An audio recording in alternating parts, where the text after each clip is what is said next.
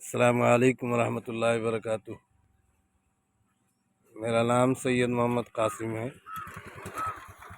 मैं इंडिया से हूँ, उड़ीसा का रहने वाला हूँ। और मेरा इलाज जो तावीज़ सुलेमानी मूसा भाई हैं उन्होंने किया।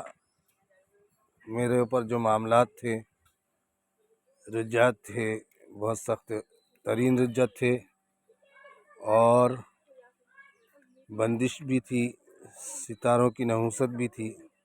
अल्हम्दुलिल्लाह अल्हम्दुलिल्लाह सुम्मा अल्हम्दुलिल्लाह। उन्होंने जो काम किया उससे अल्हम्दुलिल्लाह मुझे बहुत इफ़ाक़ा हुआ है।